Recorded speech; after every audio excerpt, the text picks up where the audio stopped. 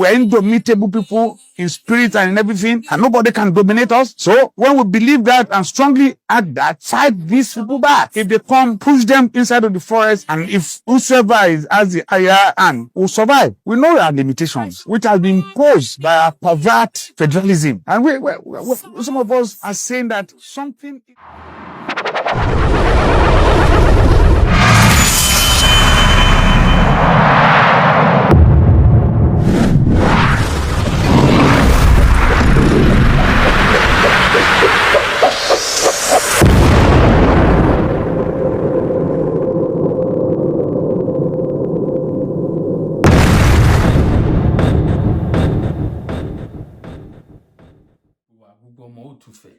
gbogbo ọmọ Yorùbá àtàtà mo kí wa nílé lóko níbikíbi tí ẹ bá ṣàgbọ́. Ẹ̀yin ènìyàn mi onítìrí ti bẹ̀rẹ̀ o, Dúpẹ́ Onítìrí ó ti bẹ̀rẹ̀ o. Ṣùgbọ́n ẹ̀yin ènìyàn wa, ká tó lọ sínú ọ̀rọ̀ Dúpẹ́ Onítìrí, ẹ jẹ́ ká kọ́kọ́ gbọ́ nǹkan tí olóògbé Governor of Ondo State, late Governor of Ondo State, Akérédolú, ohun tó wí ní ẹgbẹ̀lẹ́gbẹ̀ ọdún sẹ́yìn kó tó di pé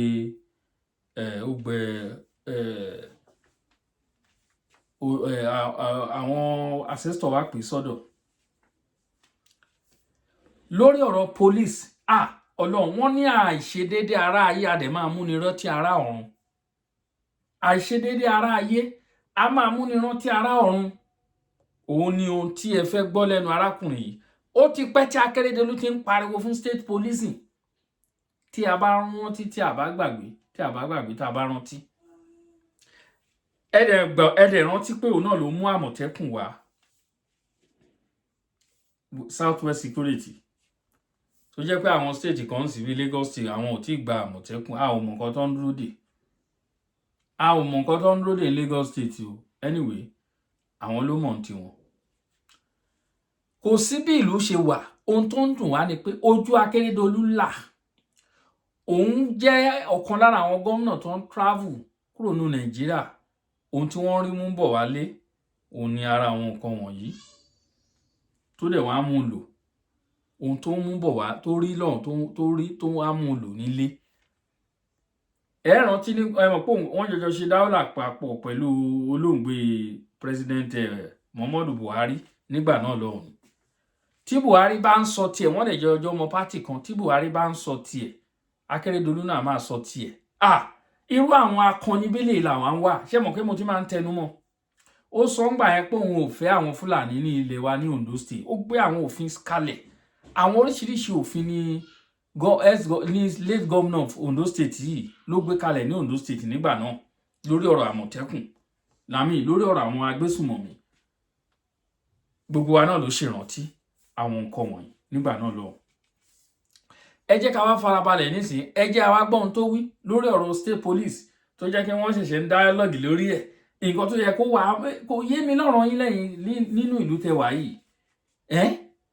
State police were compulsory indomitable people in spirit and in everything, and nobody can dominate us. So when we believe that and strongly act that, fight these people back. If they come, push them inside of the forest, and if whosoever has the higher hand will survive. We know our limitations, which have been imposed by our pervert federalism. And some of us are saying that something is definitely wrong with the federalism we are running. We cannot, for instance, operate one command and say a police command that has its command right in Abuja can police this country very well. It is not possible. Let us be fair to ourselves. I knew that the National Assembly tried. I don't know what happened.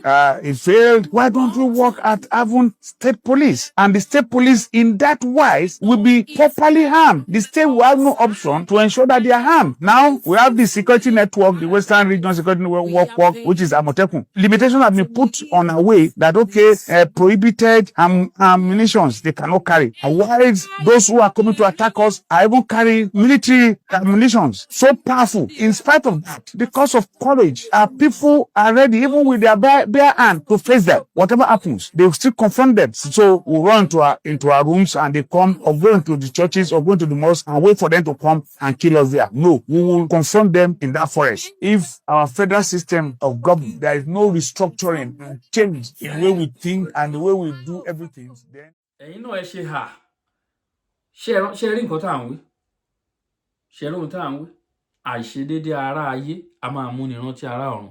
ẹ̀yin ará ayé wọ̀nyí tẹ́ ṣe wà láyé tẹ́ bá ń ṣe dáadáa a máa sọ ń sìn náà.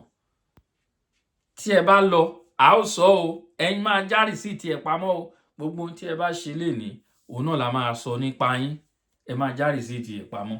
ohun tá a fẹ́ kó yé yín nìyẹn.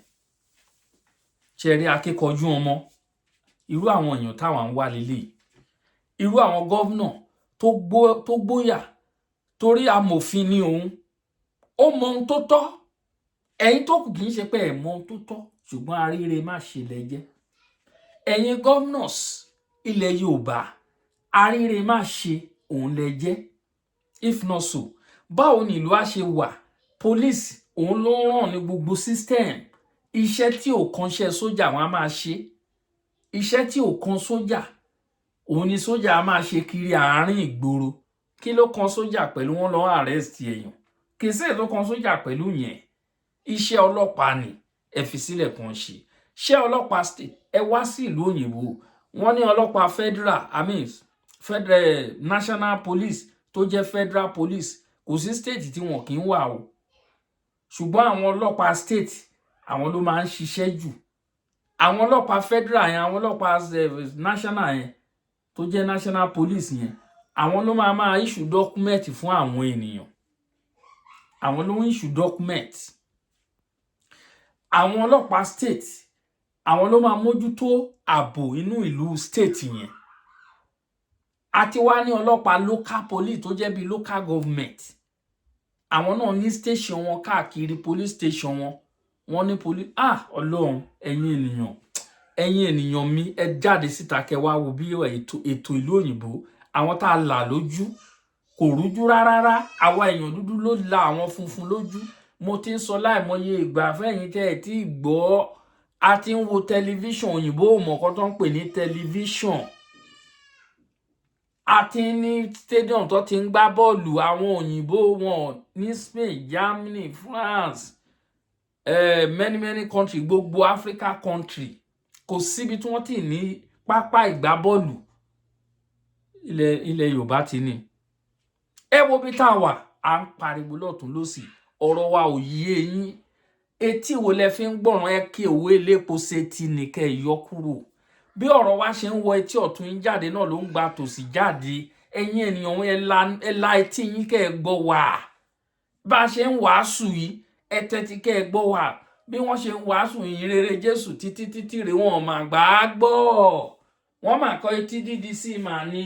nígbà tí John the Baptist bẹ̀rẹ̀ sí ń pariwo kiri ní wilderness, wọn ò gbàgbọ́ o. òun náà láti ń ṣe yìí o. Jésù wọ́n ti rán wa wá ń sìn o. òjíṣẹ́ kan ni wá o, bẹ́ẹ̀ fẹ́ bẹ́ẹ̀ kọ̀. wọ́n crucify Jésù, wọ́n ló yájú sí àwọn àgbàlagbà, wọ́n ló yájú bó ṣe sọ nìyẹn o. wọ́n mú John the Baptist, wọ́n mú wọn bẹ́ẹ̀ lọ́rùn dànù. ọmọ Herod sọ pé ohun tí òun wá fún birthday òun rèé o, bàbá mi ẹ bá mi bẹ́ orí John the Baptist fẹ́ o. wọ́n bẹ́ orí ẹ̀ sógun o. ẹ bá bẹ́ mi lórí o. orí mi tẹ ẹ lè bẹ́ mi lórí. bó ṣe jẹ́ nìyẹn. ẹ la etí yín kẹ́ ẹ gbọ́ ọ̀rọ̀. ẹ gbọ́ nǹkan tí arákùnrin Ọdúnayọ̀ ń sọ. ṣé ààbò wà l'Ondo State? kò sí ààbò. àwọn ajínigbé ń ṣe bó ṣe wù wọ́n. they can jí ẹ gbé, they can bẹ́ anybody lórí dànù, they can shoot you. wọ́n ní weapon. àwọn àmọ̀tẹ́kùn tá a ti ní, tó bá jẹ́ pé Akérédolú sì wà láyé lénìí, gbogbo àwọn àmọ̀tẹ́kùn wọ̀nyí kan tó wá máa kó sí wọn lọ́wọ́ kò ní dẹrùn onírú àsìkò tá a wà yìí. àwọn náà á ní AK-47, AK-40, any name it, àwọn náà máa ní dání.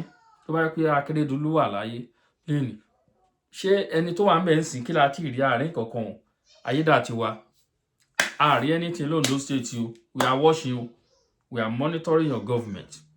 Ìwọ̀nba tó kù yẹ bá wa ṣe dáadáa o. Ẹ̀yin tí ó dẹ̀ ń gbáradì náà láti wọ ọbẹ̀ torí àdúrà táwa ń gbà ni pé kí Nàìjíríà kó dàrú.